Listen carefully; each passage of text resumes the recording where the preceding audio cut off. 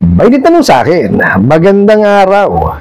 Ipinapaalala po sa inyo na kailangan yung masettle na ang iyong balance with discount dahil ibababa na ang papel mo sa blacklisted list at maaaring maapektuhan ang pagtransact nyo sa bangko, renewal of government IDs, business permit, or loan sa government sector at monthly pension in the future kapag nagkaroon po tayo ng bad record bukas ng umaga sa Credit Information Corporation Philippines, CIC. At maaari din maimbestigahan ang contact reference na inilagay mo regarding sa transaction mo dito sa amin. Makipag-ugnayan ka kaagad bago mag 5 PM upang hindi ka magkaroon ng problema. Maaari ka naming matulungan sa discount para matapos ng iyong obligasyon ngayon. Hihintayin ko ang iyong reply ngayon. Maraming salamat. Napakagandang katanungan po nito, pero bago natin sasagutin, imbitahan ko muna sana kayo na pakisuportahan po sana ang aking mga social media account sa YouTube, Facebook, and TikTok. Ayan po. So, ayan na naman no? Ipinipilit ho nila yung blacklisting, no, o yung mabablacklist daw po kayo, no, tapos kumbaga mahihirapan kayo makapag-transact sa government, sa bangko, ipagre-renew ng ID, no. Gaano ko ba katotoo ito? Yun yung sasagutin natin ngayon. At bukod doon, sasagutin din ho natin yung paimbestigahan daw nila pati yung contact reference nyo na inilagay daw po kuno. Okay? So, sige ho, himayin ho natin. Okay? So, sabi ho nila, pinapaalala nga daw po na kailangan na raw pong masettle. Okay? Sa akin naman ho, wala naman ho talagang ibang dapat gawin. Kasi obligasyon talaga natin yun eh. Okay po? Pagka tayo may nahiram, kailangan talaga yan bayaran. Okay? Kaya lang ho, ito kasi nangyayari sa mga bugok na to eh. Hindi ho kasi marunong magpautang. No?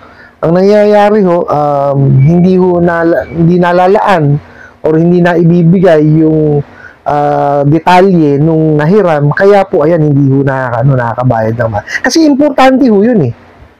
Hindi ho po pwede bibigyan mo lang, abutan mo lang ng pera yan o padadala mo dun sa e-wallet tapos wala na. Diba? Wala man lang, hindi man lang diniscuss sa kanya kung ano yung kanyang yung pinadala mong pera. Diba? Kaya nagkaka-leche-leche yung pautang na ganyan eh. Diba?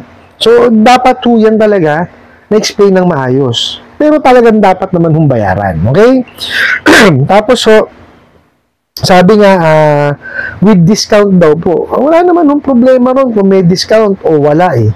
No? Kagaya yung sinabi ko, ulitin ko, ang importante ho dito, naiintindihan ho ng hihiram. No? Yung kanyang obligasyon. Okay po? Tapos, kasi daw po, ibababa na yung papel mo sa blacklisted list. Blacklisted na list pa. Siraulo talaga kayo no? No, na maaaring makaapekto no?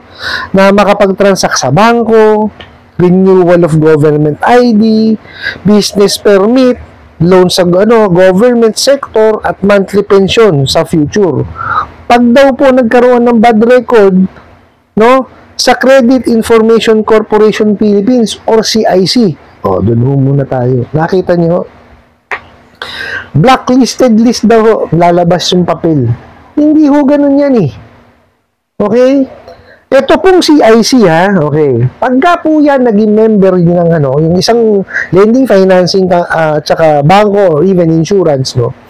Pagka po tawag dito, naging member niyan no at sila po ay submitting entity no, obligasyon po ng company na yon na magpadala po ng basic information ng lahat ng kanilang kliyente. Mapagod yan, mapabad. Okay? Ngayon po, for example, hindi ho kayo nakapagbayad. Okay? Within that cycle, ipapadala po yung list no, sa CIC, tapos i-generate po ni CIC yun, ilalagay niya po no, para makita naman po ng mga accessing entities.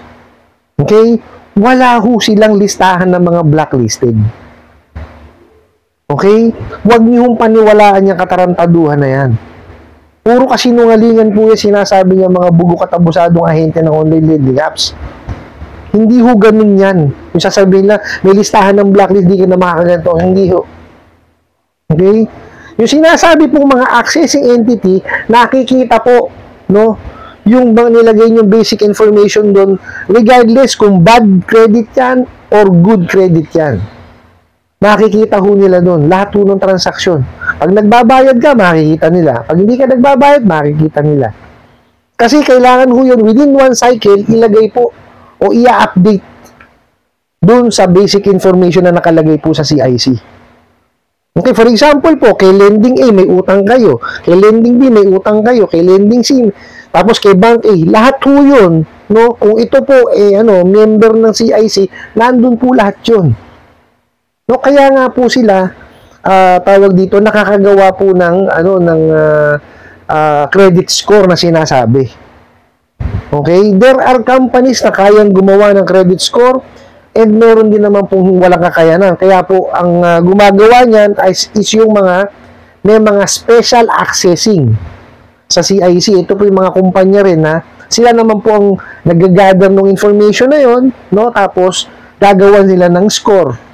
Tapos, kung ano man po yung yung sila naman ng kumbaga, sa kanila naman po makikipag-tie up o partner yung mga financing, lending, and banks. Okay? Yung mga wala pong kakayanan na gumawa ng score. So, ganun po yun. Wala pong blacklisting yan. Wala silang listahan ng blacklisted. Huwag kayong maniwala dyan. Tsaka, tingnan nyo sasabihin, para maapektuhan daw yung transaction sa bangko. Anong klaseng transaction? Di po ba? Kung kayo kasi mag-open lang ng bank account, hindi naman maapektuhan yan eh. Di po ba? Ngayon, kung yung bangko na yon is member o submitting entity and accessing entity ng CIC at mangungutang kayo, there's a probability po na hindi kayo kasi makikita niyo yung basic information nyo eh. Pero probability pa lang po kasi po depende yan sa risk appetite ng kumpanya. Kung mataas ang risk appetite niyan at nakita niya na inutang niyan ganito at matagal na pala, maaari pong pagbigyan pa rin kayo eh.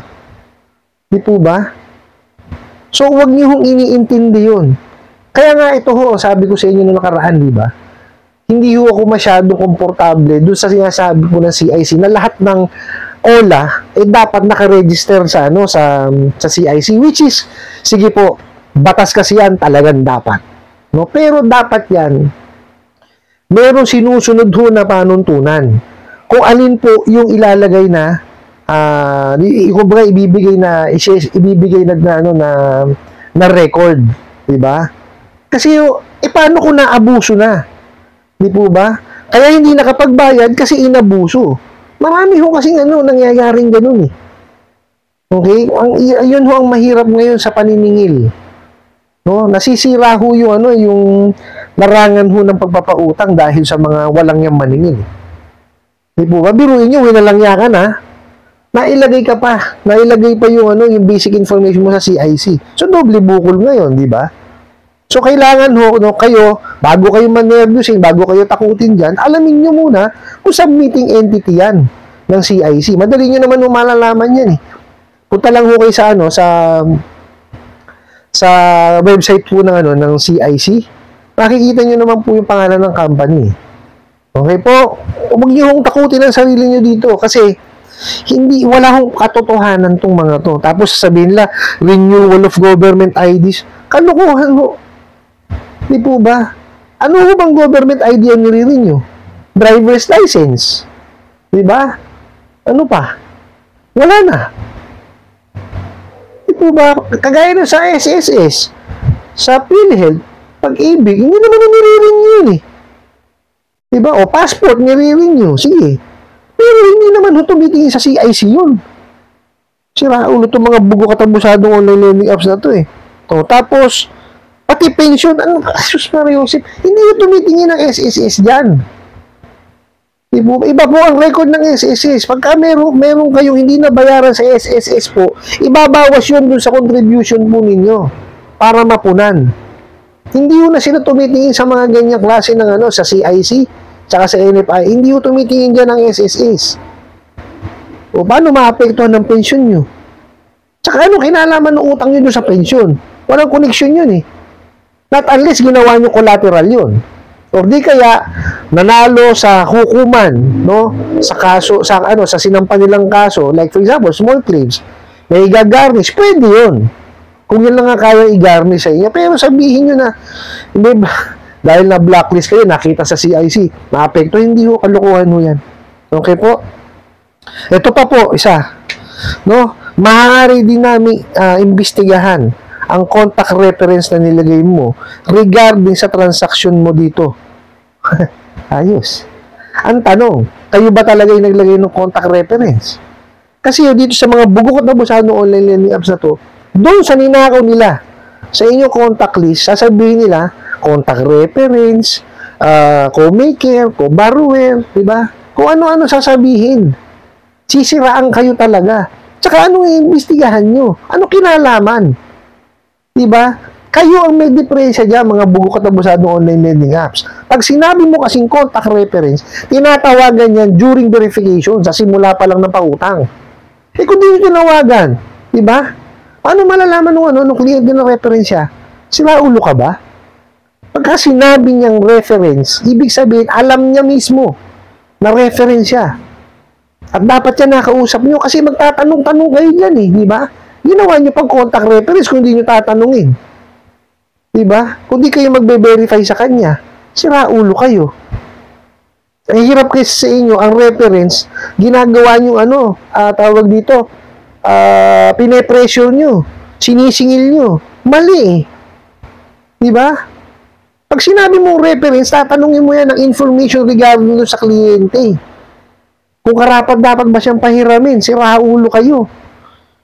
Oh, tapos pati yun, iimbestigahan nyo, sira talaga, ay naku po. Wala talaga kayong alam sa pagpapautang. Mga bugo kayo. Oh, kaya nasisira yung industriyang pagpapautang sa inyo eh. Pati paniningil. Oh. Diba? Kaya ako naiinis sa inyo eh. Nang tete. Kainam-inam nung hanap buhay na to. Diba? May natutulungan. Kayo sinalbahin nyo. Maganda sana yung adikain nyo, pabilisin nyo pagpapautang. Pero sinobrahan nyo, bis 5 minutes.